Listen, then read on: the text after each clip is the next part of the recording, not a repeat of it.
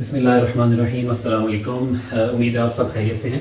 आज जिस टॉपिक में मैं बात करना चाह रहा था वो दो हमारी ऐसी सेहत से रिलेटेड मिसकंसेप्शंस या गलतफहमियाँ हैं जो आम पाई जाती हैं, जो मैंने भी काफ़ी लोगों से वो सुनी है, इसलिए मेरा ये इरादा बना कि मैं इस पर बात करूँगा। और ये ऐसी गलतफहमियाँ हैं कि अगर उनको आप नज़रअंदाज कर दें या उनको कैजुअली लें तो वो जल्द या बदेर जो है वो जानलेवा साबित हो सकती हैं। उनमें जो पहली गलतफहमी है वो है दिल की धड़कन। अब वो दिल की धड़कन के बारे में गलतफहमी क्या है कि शायद आप में से भी किसी ने ये बात जो है वो सुन रखी हो कि मेरी तो जो है वो नॉर्मल जो है वो दिल की धड़कन 120 और 130 रहती है और मुझे कोई मसला नहीं होता, ना मैंने कभी इसके लिए कोई दवाई ली है। हालांकि ये एक नॉर्मल चीज़ नहीं है, ये उस शख्स ने अपने आप के लिए नॉर्मल इसको बनाया हुआ होता है, लेकिन ये नॉर्मल नहीं होती।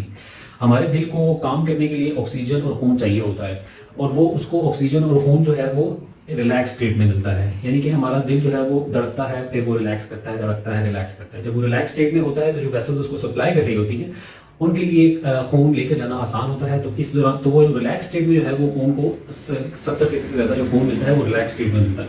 अब अगर एक नॉर्मल दिल की धड़कन वो यूँ है, ठीक है, जो 60 से 95 और 60 से 100 मुख्तलिफ ओपिनियंस हैं इस बारे में, वो है। अब अगर आपकी धड़कन दिल की 100 से ऊपर है, फर्स्ट पहले 120 है, वो आपका दिल जो है वो यूं धड़क रहा है।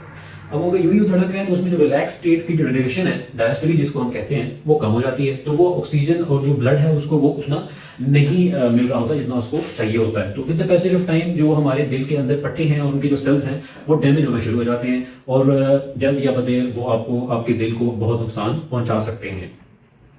तो जिन लोगों को ये दिल की धड़कन ज़्यादा रहती है, आपने कहीं वैसे कैजुअली चेक करवा ली, आपको खुद महसूस हो रही है, तो बर वक्त आप डॉक्टर के पास जाएं और कोशिश करें कि इसका जो भी कॉज है उस तक पहुँचें, डॉक्टर के ज़रिए पहुँचें और उसका बर वक्त इलाज कराएं। कॉमन जो मैं आपको कॉजेज़ बता देता हूँ, जिनमें हमारे यहाँ एक जो फेयर वाला फैक्टर है, एंग्जाइटी वाला फैक्टर है, वो बहुत कॉमन है, जिसकी वजह से दिल की धड़कन ज़्यादा रह सकती है। खून की कमी होना, खून में आयरन की कमी होना, उसके अलावा किसी भी वजह से जिस्म में ऑक्सीजन की कमी होना, या अगर आपको पीरियड का थायराइड हाइपोथायराइडिज्म का मसला है तो उसकी वजह से भी हो सकती है। ये चंद कॉमन चीज़ें हैं जिनके बारे में मैंने बता दी है, लेकिन फिर भी आप बर वक्त किसी डॉक्टर के पास जाएँ और उसका इलाज करवाएँ, क्योंकि ये नॉर्मल नहीं है। दूसरी जो मिसकंसेप्शन है जिसके बारे में बात करना चाह रहा हूँ, वो भी बिल्कुल मिलती जुलती मिसकंसेप्शन है, और वो है ब्लड प्रेशर से रिलेटेड। और वो ये है कि बिल्कुल इसी तरह लोग ये नॉर्मल कंसिडर करते हैं, और बल्कि बड़े कॉन्फिडेंस से एक कम्युनिटी में बता रहे होते हैं या गैदरिंग में कि मेरा तो नॉर्मल ब्लड प्रेशर 160 और 110 रहता है जी, मेरा तो ये है, तो मेरा तो वो है, बहुत सर दर्द होता है तो डिस्प्रिन खा लेते हैं जी, बस निदाम चल रहा है जी। तो ये बहुत गलत कंसेप्शन है, और ये भी जानलेवा साबित हो सकती है, आज नहीं तो कल, नहीं तो बदेर। अब होता क्या है कि नॉर्मल ब्लड प्रेशर 120/80 है, ये तो हर 90% से ज़्यादा लोगों को इस बात का इल्म होता है। अब अगर आपका 2 या 3 दफ़ा आपने कहीं ब्लड प्रेशर चेक करवाया है और वो 120, 130, 135 है, 90 है, 140 है, 145 है, और जो नीचे वाला ब्लड प्रेशर है वो आपका 95 है, 100 है, तो ये नॉर्मल नहीं है। इसको आपने नॉर्मल कंसिडर नहीं करना, इसको आपने हाई ब्लड प्रेशर कंसिडर करना है, और इसका बर वक्त डॉक्टर के पास जाकर आपने इसका अपनी बीमारी की, हाई ब्लड प्रेशर की वजह तक पहुंचकर और उसके मुताबिक जो है वो दवाई आपने लेनी है और उसका इस्तेमाल करना है।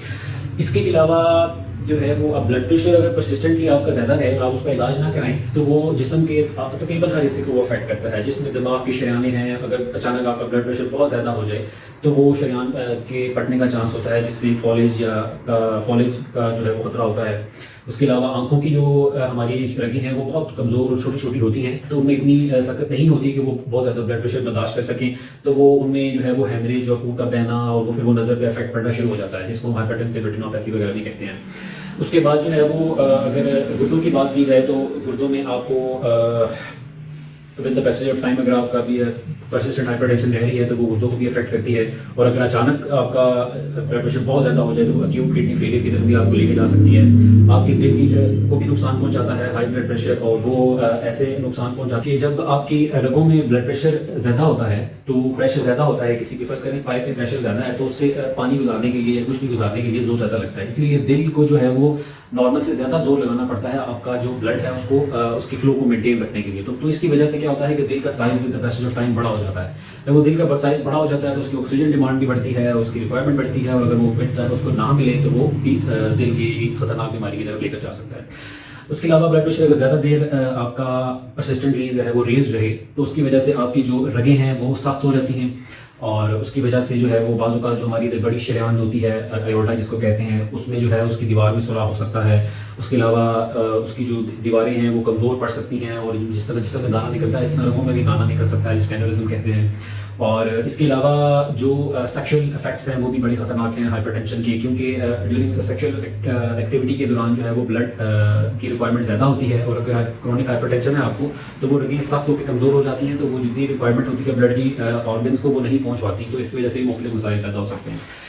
इसके अलावा और भी बहुत मसाइल हैं जो हाई ब्लड प्रेशर की वजह से हो सकते हैं। मैंने जो कॉमन है वो आपके सामने रखे हैं, आप ज़रूर इन पे रिसर्च कर सकते हैं, आप पढ़ सकते हैं। आजकल तो हर किसी के पास जो है वो सोर्स मौजूद है, लेकिन ज़रूर किसी ऑथेंटिक बंदे की या डॉक्टर की वीडियो आप सुने, या किसी ऑथेंटिक राइटर की जो भी तहरीर है वो पढ़ें। इसी तरह जिस तरह आपने दिल की धड़कन का बर वक्त इलाज कराना है, ब्लड प्रेशर का भी बर वक्त इलाज कराना है। और एक छोटी सी मिसकंसेप्शन ये भी होती है कि बीपी हमें मसला है, लेकिन जब हमें बहुत ज़्यादा हाई होता है तो हम दवाई खा लेते हैं। ये भी बहुत गलत कंसेप्शन है। आप अपना ब्लड प्रेशर किसी भी डॉक्टर के पास चेक कराएं, उसकी सीरियल मॉनिटरिंग करें 1 हफ्ता 1.5 हफ्ता, ताकि आपकी जो भी ब्लड प्रेशर की दवाई है उसकी डोज एडजस्ट की जा सके, और आप उसको टाइम रखें।